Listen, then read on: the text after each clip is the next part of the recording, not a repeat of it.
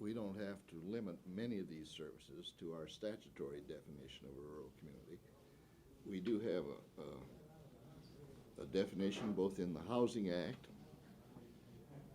and in the Farmers Home Administration Act, which defines a rural community for purposes of benefiting from those acts as a really it defines a rural resident.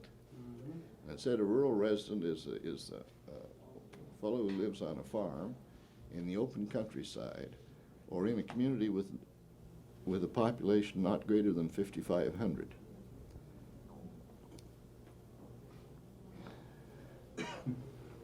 There are, however, lots of communities that are rural-oriented, they may be 25 or 30,000 in population, but their welfare is bound up with rural welfare. They're a hub or a trading center for a rural area. We wouldn't hesitate to make the services, the technical action panel, available in such a situation for planning in their total commuter distance kind of planning, and planning the proper interrelationship between rural and urban in this instance.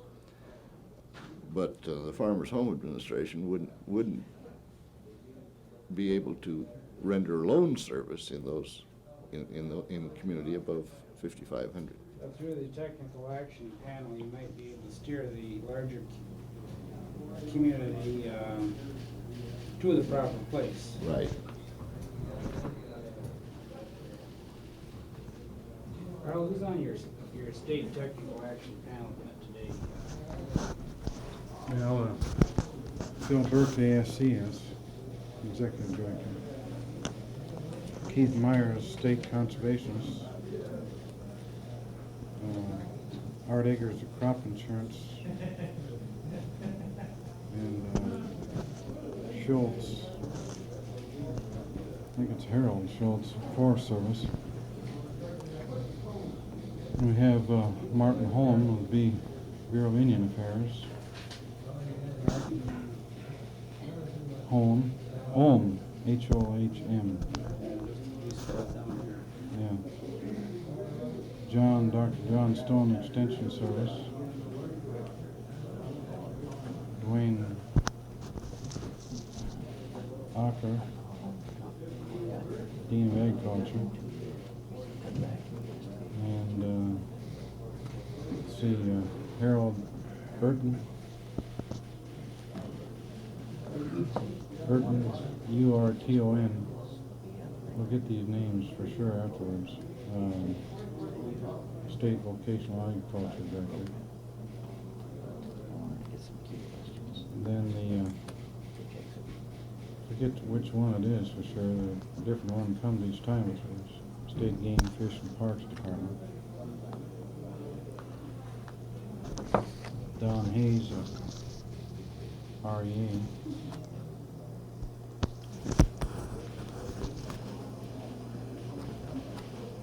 I think that's it. I might have missed one. Small business? They come occasionally, and not all the time. If it would involve them, some project they can. Your state panel looks over the entire state. Right. On the county level, it's FHA, SCS, ASC, and Extension, and the other agencies if they're in the county, or whatever other agency might be involved in the project they're involved in.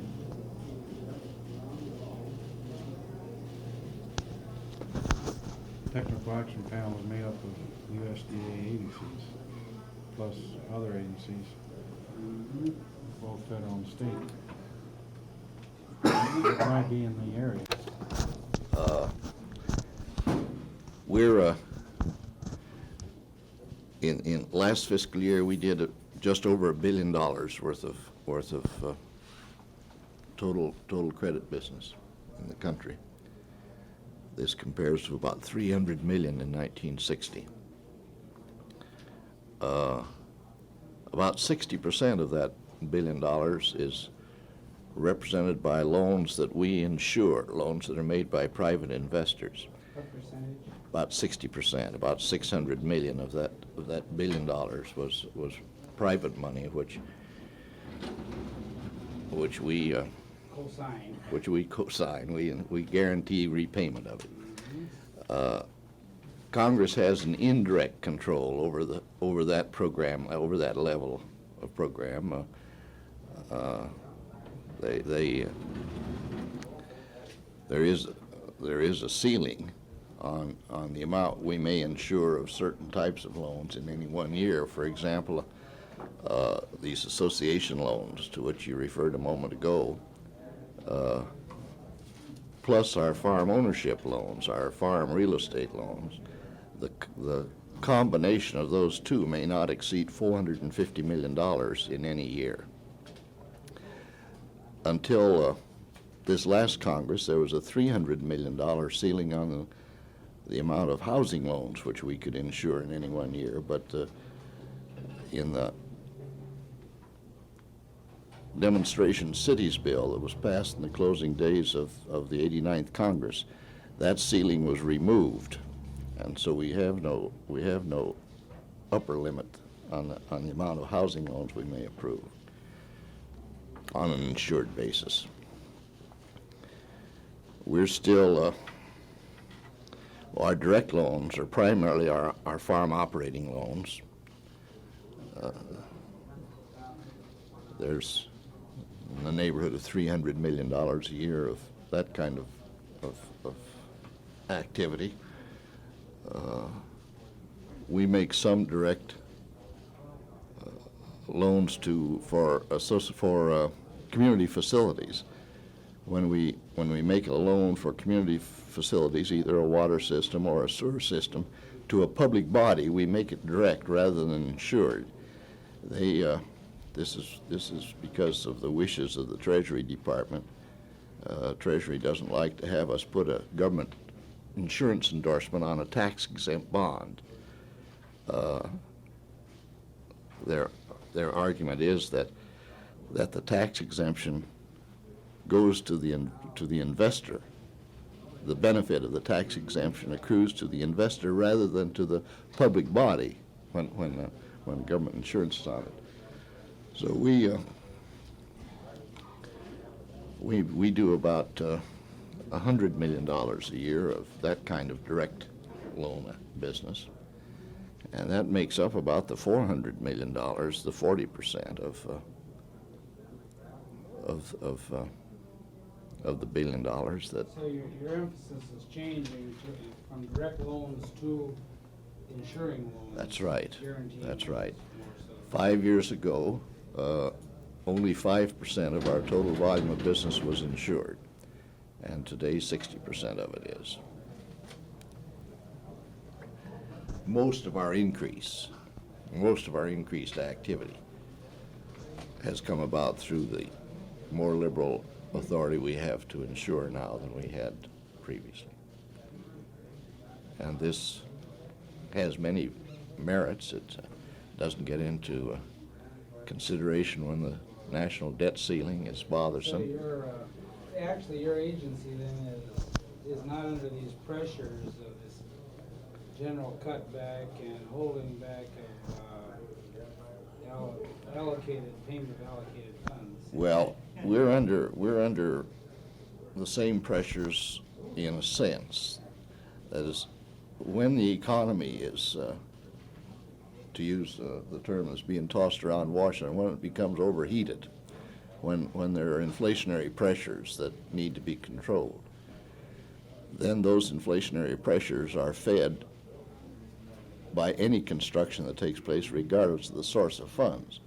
So the executive branch may impose program levels upon us lower than well, yes, and lower than the Congress authorized in the Act. And this Congress is has set limits on the dollar volume of certain types of insured loans. right.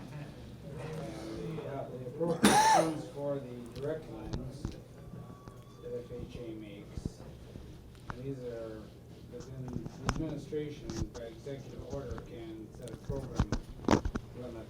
Right. For insured. Right. So you're not, going to insure $450 million in new construction some year. We would, If they we feel would be, that, we would this be would under, take them out of the we would economy. be under constraint to make our contribution to any total national effort to But you're more keep. immune from an economy-minded Congress than some of the other agencies. Yes, yes, we are. Because yours is like the Federal Housing Agency is more insuring of private capital. That's true. Risk on the private investors. Of course, I think we're immune from an economy-minded or a conservative Congress for another reason. I start with the basic assumption that our representatives in Congress are responsible people, regardless of the party they belong to. They're determined to be responsive to the needs of their constituency, and they recognize that problems exist, and they're going to do something about solving those problems. Now, they may take a different approach. This upcoming Congress with 47 new Republican members might take a different approach to solving problems than the last Congress would have with 47 more Democratic members.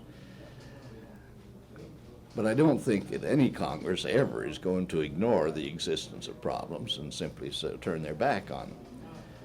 Now, if it's true that this upcoming Congress is likely to be more conservative than the past one, then it would seem to me they would adopt more conservative means of solving problems rather than ignoring those problems. And I don't know any more conservative approach to solving the problems of rural communities and rural people than lending them money which they repay with interest. This is a pretty conservative answer to the problem-solving situation. So I believe this is the real reason that we can look forward to continued support from the Congress, because we do have a pretty conservative kind of answer to the solution of problems in rural America. Charlie, in South Dakota, your percentages stay about the same on insured versus dirt road. Yes, it runs around 50% here. It has last year and this year. 50% insured. 50%